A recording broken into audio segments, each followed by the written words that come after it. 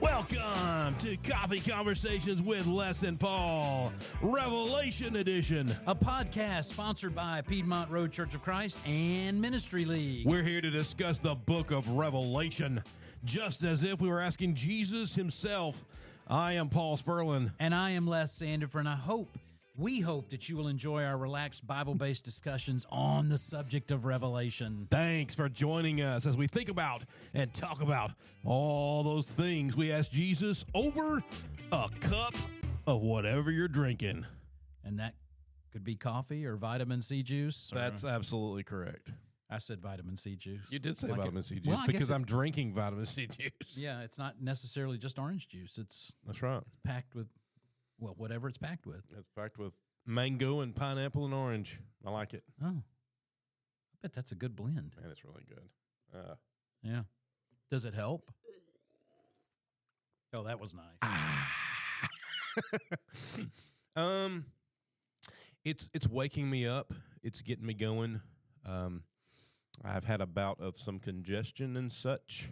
We'll just say that over the past week or so, and Some getting- body irritants. getting better-ish. It ain't no fun being sick, It's not. no matter what it is. Absolutely not. Pick your sickness, Mm-hmm. whatever that is. That's true. No That's bueno. true. Name your thing. Do your stuff. I know that's not on the topic of Revelation, but it's amazing how God built us to deal with things. Oh, yeah. You get an allergen in your system, the Mhm. body responds to it. It does. It makes you not feel good, but God built your body to respond to it and fight it off. Yeah, he definitely did. It's unique, Stephanie being a nurse, I hear things occasionally. Yeah. About the body and the bones and different surgeries that she works in a surgery center at a local hospital. And it's just interesting how everything works just so. And if anyone thinks that something exploded and just fell just in place, I've got some Everglades land to sell you down in Central Florida. Yeah, it's completely ridiculous. It's really It's too complex. it is, but only someone better than us could create something like that. The one thing God did not build our bodies to do is to be cut open and put back together. Yeah, It's funny how people will go, "Oh, it took me so long to recover from surgery." That's because it's not normal. yeah. It's You're not supposed normal do to cut a that. hole in you, go do something, and then That's sew true. it back up. That's absolutely true. Yeah, I had surgery years ago, and one of the things that came out of it was just this complexity that God made us with. But the body produces fluid Mm-hmm. to flood the area that's been wounded to Right. fix it. Mm-hmm. So you have to, not to be gross, but you have to wear drains and stuff because Mm-hmm. God made the body to fix itself when it got injured.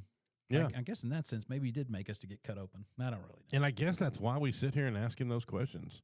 That If we're asking Jesus, we say, "Hey, Lord, can you talk to the big guy about this? I got a question." yeah. That's very disrespectful. But basically, well, Unfortunately, technically, that's not how it works. I Yeah. got it backwards. We actually ask God, but we do read the words of Jesus as we talk about this. That's and, true. And we don't break this down every show like we probably should. But this is this and the other show we do. It is having a conversation with Jesus, but it's about His stuff, the New Testament. All inspired by God, and Yep. we pray to God in Jesus' name. I mean that's how it goes. But we do want you to pull the Bible close to you, once a day, just 30 minutes a day for God, and spend some time. If you do that, you're talking about doctors and how God put us together, right. and He gives you the perfect prescription for the situation. Here's the prescription for life, and that is take that Bible and read that 30 minutes a day. It's going to make your life better, Yep. and that's what we're all about. And if you can do that over a cup of coffee, go for it. If you can do it over a cup of vitamin C juice, and make it happen. I was going to say vitamin C, Vitamin C. but I'm not. You're going to say V8. I'm Don't do not. that. This is not. I'm not. I would never We're not going promote that garbage. there. Oh no, Sorry. it's awful. It's terrible. It's awful. Isn't that like a soup? It's just Like tomato soup it's in a cold. can? It's cold tomato soup, and it's just gross. I mean, I don't even. I barely like hot tomato soup. I barely like ketchup. I can't go beyond that. Like, what's happening right now? I mean, if you put a steak in front of me, I gotta have ketchup. But You put ketchup on a steak? I do. Huh. Yeah, I don't do A1. I do ketchup. We need a whole podcast on this.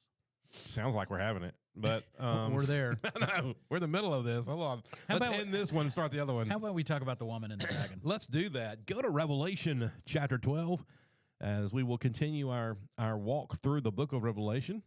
Each week is a chapter, and this chapter is chapter 12, where we're talking about the woman, the child, and the woman the dragon, and the dragon. And the son. And the son. And so many other things we'll be talking about in this chapter.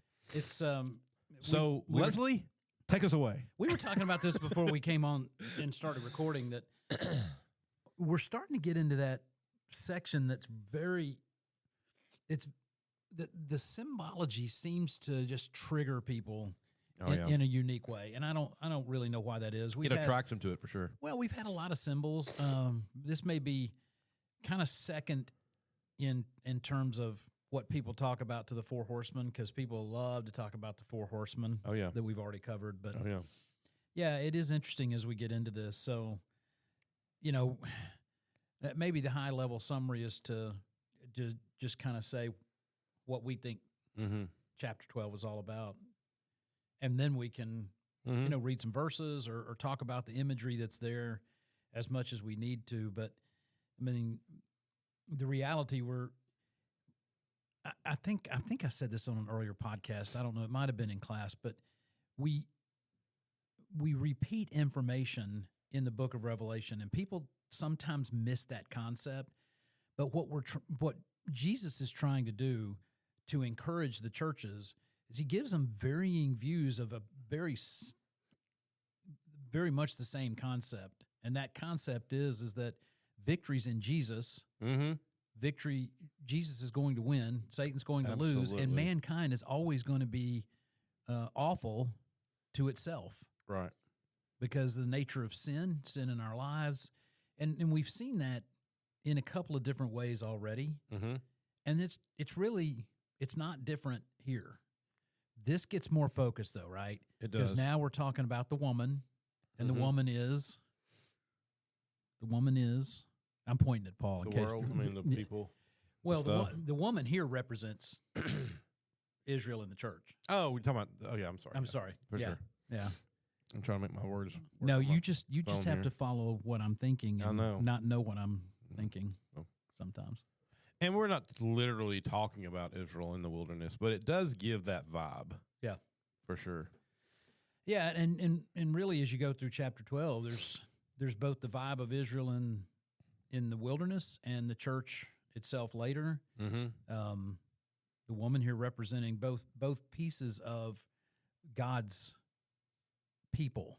Right. Did I say that right? Both views of God's people, I guess. Yeah. Israel first, and then Israel leading the way for the church that Jesus came to die for. So it is kind of an interesting chapter. A great sign appeared in heaven, a woman. Wait. What'd you say? Sun. What'd you say? A great what? What'd you say? A great sign. SIGN. John literally is telling them this is a sign. It's a sign. And that's a point I think we need to really make sure and hone in on. It's a good one. I mean, big one, because we're still talking to these 7 churches. They still either messed up for the most part or did pretty well, but still they're saying, understand local government is a part of our life. Yeah. And so I think that's a part of the communication here. Yeah. But I really appreciate John letting them know, now just know this is still a sign. This is still a symbol. And this is a better way of, it's like an illustration or a parable if you think about it. Yeah, so when we get into chapter 13, not on this podcast, we're going to speak specifically to what you talked about, the fact that local government, earthly government, whether that's national or local, is a part of our lives. That's true. That's a part of what we deal with. That's true. And preemptively here, the sign, and that's such a great point because this isn't a literal woman or a literal dragon or it's representative. Literal birth pains or literal horns or literal tail sweeping anything. By the way, horns in most all cases always represent royalty, kings, leadership, strength, worldly. Yes. It goes with that position. Yes. It's not talking about Jesus, angels, or God. We're talking about earthly situations. Yeah, I mean, it says this great red dragon, That's not hard to figure out, right? We're talking about Satan. Yeah, he's a bad guy. He had 7 heads and 10 horns, and on his head 7 diadems. Right. We see that imagery, as you're pointing out, we see that imagery with positive things also. Yeah. But it represents that there's power associated with Satan Correct. and in the nature of, And he had power. I mean, he still does. and he still does. But And he's please- given glory by people That's true. that Because they appreciate don't know better. the garbage that he Yes. presents to them. Yeah. But don't lose the point that when we talk about the devil, the horns, the Antichrist, as that comes up, please know they do have power, but they don't have power Limited. anywhere close to the power of God. Yeah. God is still God. Yep. And what he's going to do is when you see these people do things to earthlings, I said earthlings, humans, is that I'm on medication. Hello. He's on drugs. This is I'll get to it. Anyway, he's allowing them to have certain opportunities because just like he did with Job, I mean, he's allowing them to have certain allowances until the Lord has to step in and say, okay, that's enough. Let's get to the real stuff. Yeah. So don't forget about that. God still has the ultimate power. Yeah, and if we, I mean, and there's imagery here that's consistent with all other parts of Revelation, just to represent to you the importance of this or the significance of that in terms of power or whatever it's trying to represent. But at the end, when we just sum it down, it's not tricky, and we shouldn't make things out of it that it isn't. Right. And just to break it down here too, the woman, as you said, represents Israel. The dragon represents Satan. The man-child is representative of Jesus. I would say, don't you agree on that? Absolutely. The angel Michael, head of the is the head of the angelic host. The angel contingent. Yeah, the angel contingent. The one set up for that. The offspring of the woman, representing of the Gentiles who came by the faith into the tribulation. The beast of the sea, representing the Antichrist. I mean, we can keep going, but all of these are symbols of things, and so we just make sure you understand that's where we're coming from. Yeah, and this is we've said this over and over again. This is not new to the Jewish audience in particular. Right. Verse 2, she was pregnant and was crying out in birth pains in the agony of giving birth. Isaiah 66, starting in verse 7. Okay. Before she was in labor, she gave birth. Before her pain came upon her, she delivered a son. Who has heard such a thing? Who has seen such a thing? Shall a lamb be born in one day? Same subject matter. Mm-hmm. Same subject matter. Right. We're using, in essence, the agony of birth from Genesis, but really we're talking about the concept of Jesus coming into this world, Right. and doing what Jesus did.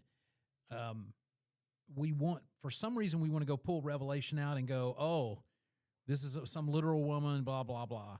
Yeah. When in fact, God's already told him this through the prophet Isaiah. Right. The same basic thing, prophesying about Jesus. Mm-hmm.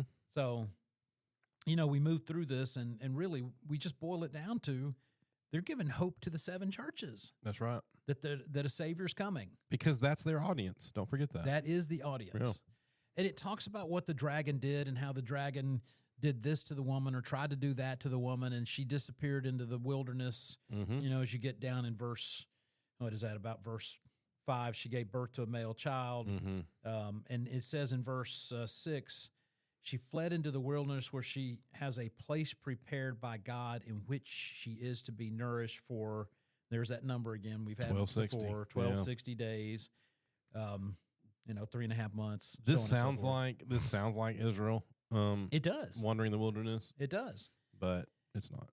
Well, and the reality is when you read a place prepared by God in which she is to be nourished, I mean, Jesus is telling them God will take care of you. Right. I mean, just as much as God is taking care of the situation and Right. preparing the way for his son and all those sorts of things.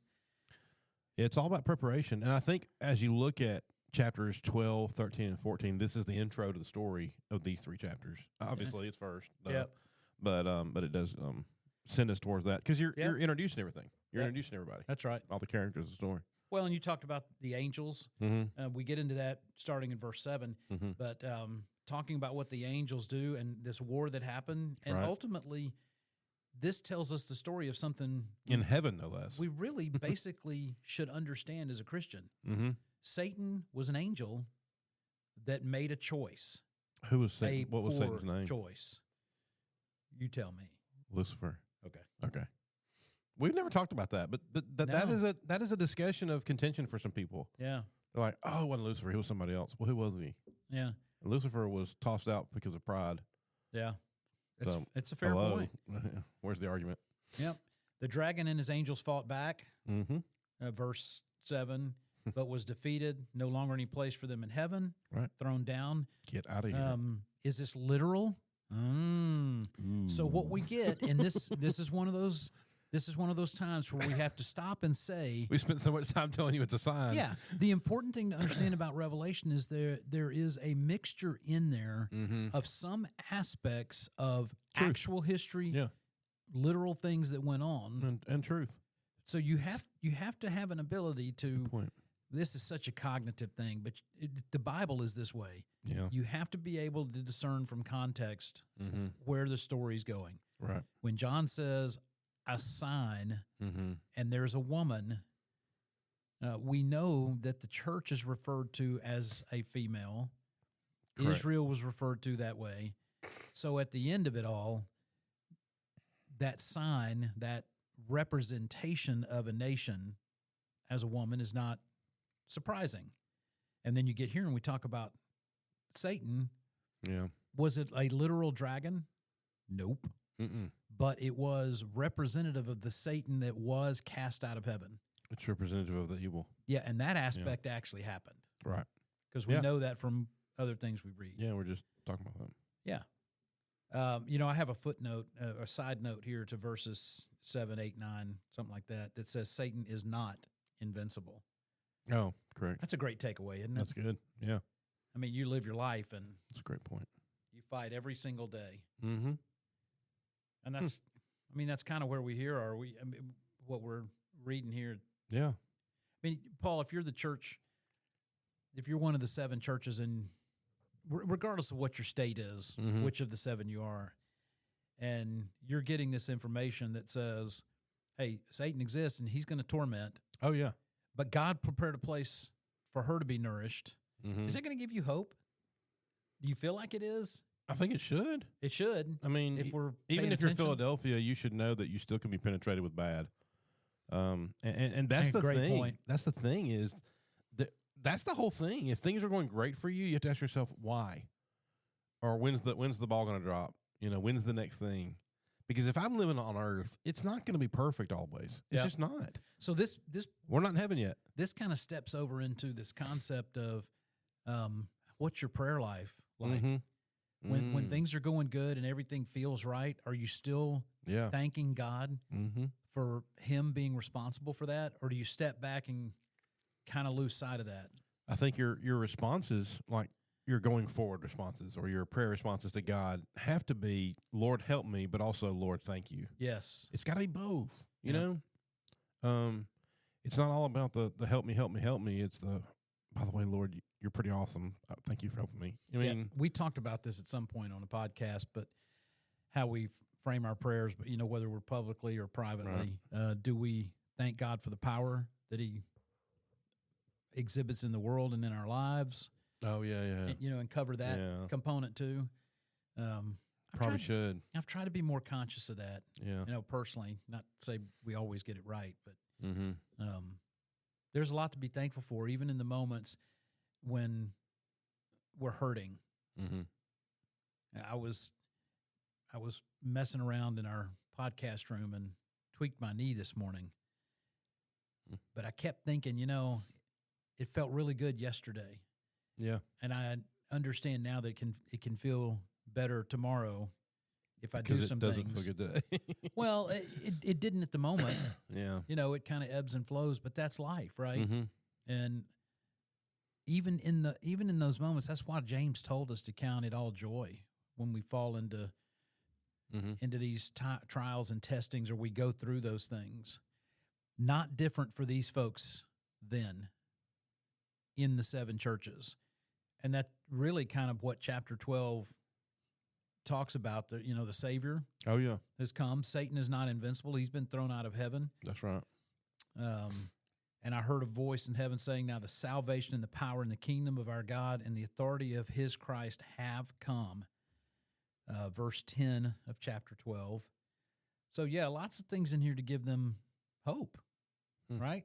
Mm-hmm. And they have conquered, verse 11, they have conquered him by the blood of the Lamb, by the word of their testimony, for they have not loved their lives even unto death.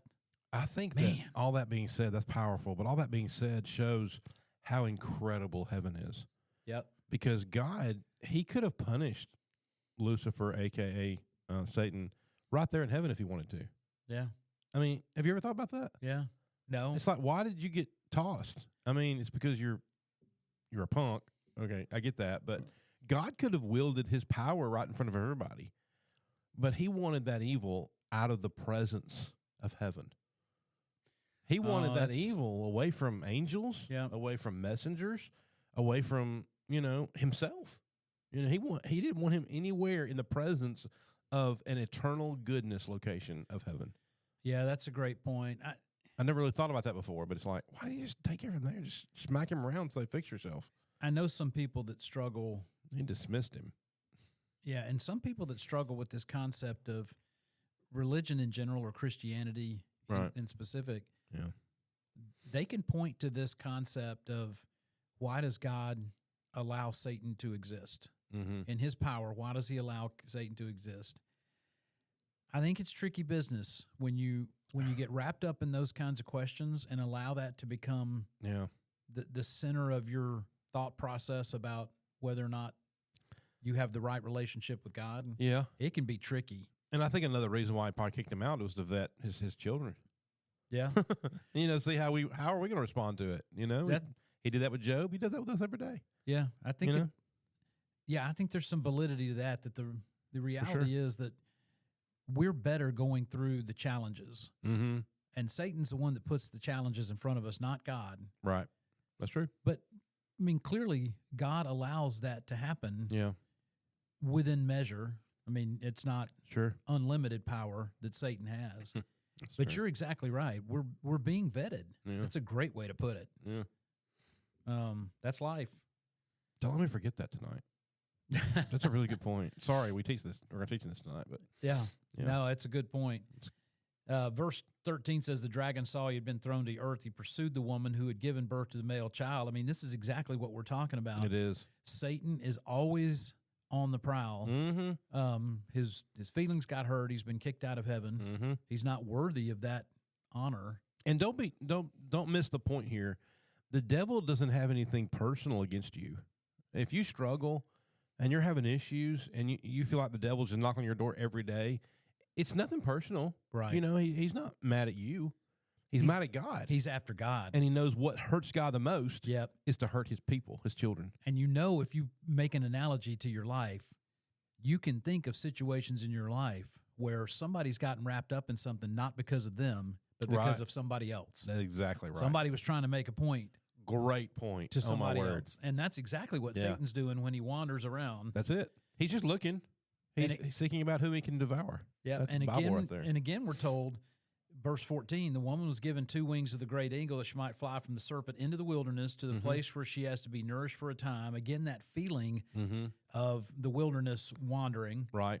There's a cross-reference here to Psalm 78:52 if you hear this and later want to go back and read it. But in the end, same basic concept. God is there for us. Satan is working against us.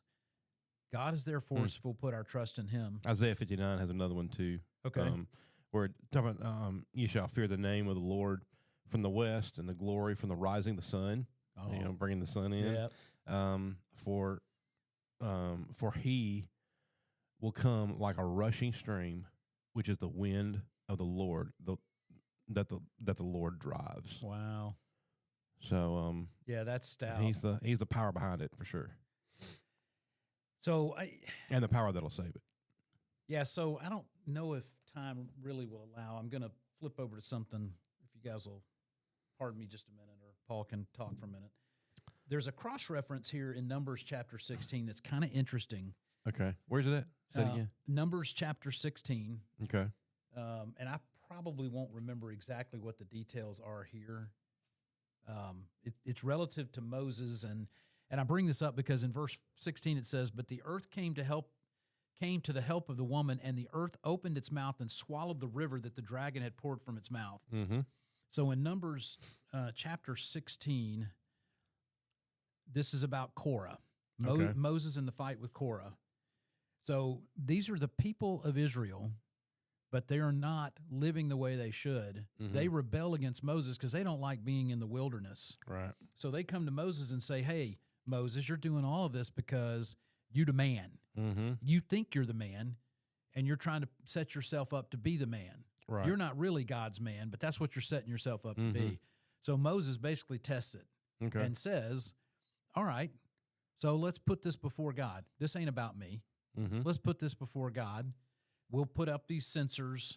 I think they had to light sensors and see which one the fire put out. Boiling the story down, when all of this had happened, God basically said, "Okay, I favor Moses," and he told Moses to tell the people, "Get away from them, because I'm fixing to swallow them up." It's about to be home. That's right.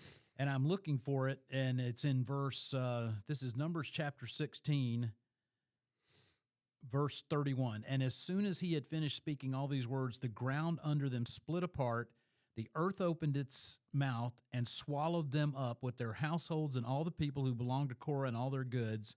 So they and all that belonged to them went down alive into Sheol, and the earth closed over them, and they perished from the midst of the assembly." All the people of Israel that were present there saw this happen to the evil, Mm-hmm. to the evil ones. Again, Revelation is not breaking new ground on imagery. Right. They've seen it before, except this was an actual event that happened to Korah when they rebelled against God Mm-hmm. to Moses. Same language, right?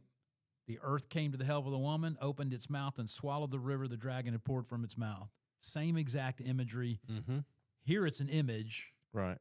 but Moses saw it play out Well, it played out so many different ways, so many And- different people. over time. Good night. Yeah, plenty of this. Mm-hmm. All right, so just a sidebar, bringing back in the Old Testament that ties so heavily into what. Yeah, basically, stories in verse Revelation. 13 through 16, Satan attacks the woman, the people, Yep. and God's going to protect her. Yep. Because he's God. That's right. So that's And when we get there. And I guess really just reminding ourselves the protection that's given is not It's not a blanket policy. and it's not right here on earth, Right. meaning you're never going to run into anything. The protection is you have a home in heaven. Yeah, and That's the protection. he's providing that. Yeah, you're right. And that protection involves a pathway to him. Oh, yeah. He's Yeah. not saying, Good I'm just point. going to take care of all y'all. He's saying, I'm going to give you a choice. If you enjoy the vices of your life, which we talked about a bunch on both shows, because it matters, because people refuse to go to God because they allow things of the earth to bog them down, which is, Satan working.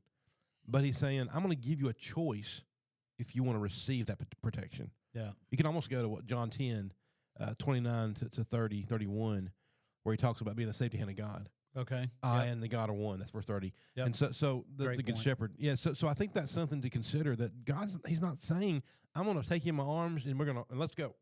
He's saying, I want to give you a pathway. Yep. And I'd like you to choose the right way. Yep. Which is with me. If you don't choose this way, then all this stuff that Satan is doing in life, guess what?